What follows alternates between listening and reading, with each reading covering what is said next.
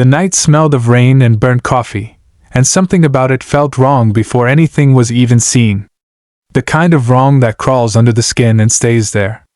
The diner lights flickered like tired eyes, and inside, a young waitress moved between tables with a smile that didn't quite reach her face.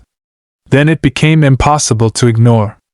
A dark bruise bloomed along her cheekbone, half hidden by makeup, half defiant in its refusal to disappear. One of the men at the counter noticed it immediately. He was large, scarred, wrapped in black leather with the unmistakable patch of a Hell's Angel on his back. People often looked away from men like him. This time, he didn't look away from her. And what he did next would change far more than just one night. Before we go any further, if you believe in kindness, second chances, and the quiet power of doing the right thing when no one expects it, please like this video, share it, subscribe to the channel, and tell us in the comments where you're watching from. Your support helps stories like this reach the people who might need them most. Her name was Emily Carter, and she had learned how to survive by making herself small. She had learned it in the way she walked, careful and apologetic, and in the way she smiled even when her face ached. The bruise was not new, just the newest layer of an old pattern. Life had not unfolded the way she once imagined when she was a girl who loved drawing horses and dreamed of owning a little house with yellow curtains. Instead, she found herself trapped in a loop of late-night shifts, low tips, and a relationship that slowly stripped away her sense of worth. Every morning she told herself she would leave. Every night she convinced herself it wasn't that bad. The diner was her refuge and her prison, a place where she could disappear into routine and pretend the world outside didn't exist. The man at the counter was named Jack Mercer, though most people knew him only by his road name, which had long stopped mattering even to him. He had lived a life that newspapers loved to simplify. Outlaw, biker, criminal, monster. But those words never captured the long roads, the buried regrets, or the faces that still visited him in quiet moments. Jack had grown up in a house where anger was the loudest language spoken. He had learned early how to hit before being hit, how to survive by hardening himself against everything soft. The motorcycle club gave him belonging, rules, and a code that the outside world refused to see. He wasn't proud of everything he'd done, but he had a strict line when it came to the helpless. Once crossed, it never left him. Emily moved past the counter, refilling coffee cups with hands that trembled just enough to notice. Jack watched without staring, the way men like him learned to observe without drawing attention. He noticed the way she flinched when a customer raised his voice at the television. He noticed how she favored one side of her face, how exhaustion weighed on her shoulders like a wet coat. The bruise told a story Jack knew too well, one he had seen on his mother decades ago, one that had fueled his own anger for a lifetime. Something in his chest tightened, a familiar pressure that meant he could not simply finish his coffee and ride away. Emily tried to ignore him at first. Men like Jack made her nervous, not because of what they might do, but because of what they represented. Trouble. Judgment. Attention she did not want. Yet there was something different in his presence. He wasn't leering or demanding. He simply existed there, solid and quiet, like a mountain that had decided to sit at the counter. When she passed again, she felt his eyes, not on her body, but on her face. The bruise burned under his gaze, and shame rose up like bile. She told herself it was none of his business.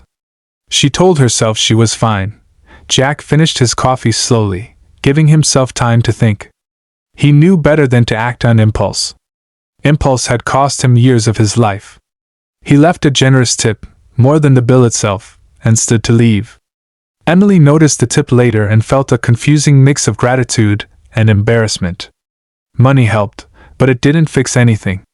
What she didn't see was Jack pausing outside, listening to the rain, making a decision that would pull both of them into a storm neither expected. Over the next week, Jack returned to the diner. Always at odd hours. Always quiet. Always watching. Emily grew used to his presence, even found a strange comfort in it. He never asked questions, never pushed. Just left tips that made her breathe easier for a day or two. Meanwhile, her life outside the diner continued to tighten like a noose. The man she lived with, Ryan, had once been charming, attentive, full of promises. Over time, those promises turned into accusations, then control, then fists disguised as accidents and apologies. Emily hid the bruises, hid the fear, hid the growing certainty that if she stayed, she might not survive. One night, the bruise was worse. Makeup failed her. She caught her reflection in the stainless steel counter and barely recognized herself. Jack noticed immediately. Something shifted in his posture, a stillness that radiated danger. He didn't approach her. Instead, he waited until her shift ended and watched from a distance as she stepped into the parking lot. Rain slicked the asphalt, and her old car coughed before starting. Another car waited at the edge of the lot. Ryan's car. Jack felt the old rage rise, hot and blinding, but he forced it down. This wasn't about revenge. This was about safety. What happened next wasn't dramatic in the way movies make things dramatic. There were no explosions, no shouting matches. There was only presence. Jack followed at a distance, careful not to be seen. He watched as Emily went home, watched the lights go out. He memorized the place, the exits, the patterns. He reached out to people he trusted, men who understood the difference between cruelty and justice. The Hells Angels had a reputation, but they also had rules, and one of them was protecting those who couldn't protect themselves. Emily reached a breaking point a few days later. The fear became louder than the excuses. She returned to the diner with a bruise she couldn't hide and a hollow look that scared even her. Jack was there again, as if he had known. This time, when she passed him, he gently placed a folded piece of paper on the counter. No words spoken. Just an address and a time. Emily stared at it for a long moment, then slipped it into her pocket without knowing why. Something in her told her this was a lifeline. The address led her to a small community center on the edge of town. Inside, there was warmth, coffee, and people who looked her in the eyes and saw her. Jack had arranged everything quietly. A safe place to stay. Legal advice. A job lead that didn't involve night shifts and harassment. He never took credit. He never demanded gratitude. He simply ensured the net was there when she finally chose to jump. Ryan didn't take the separation well. Fear tried to reclaim Emily, whispering that she had made a mistake. That was when Jack's world intersected with Ryan's in a way that ended the cycle without glorifying the damage. The message was clear, delivered through legal channels, protective orders, and the unmistakable presence of men who would not be ignored. Ryan disappeared from her life, shrinking back into the shadows where bullies often retreat when faced with real consequences. Weeks passed. Then months. Emily began to heal in ways she hadn't thought possible. The bruises faded. The nightmares softened. She started to draw again, filling sketchbooks with horses and open roads. She found strength not in forgetting what happened, but in surviving it. Jack returned to the diner one last time before leaving town. Emily noticed him, different now, lighter somehow. Their eyes met, and in that moment she understood that kindness doesn't always look gentle.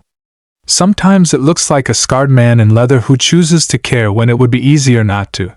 Jack rode out of town at dawn, the road stretching ahead like a promise he wasn't sure he deserved. Helping Emily didn't erase his past, but it added something new to it. Proof that he could be more than the worst thing he'd ever done. That redemption wasn't loud or public. It was quiet, deliberate, and deeply human.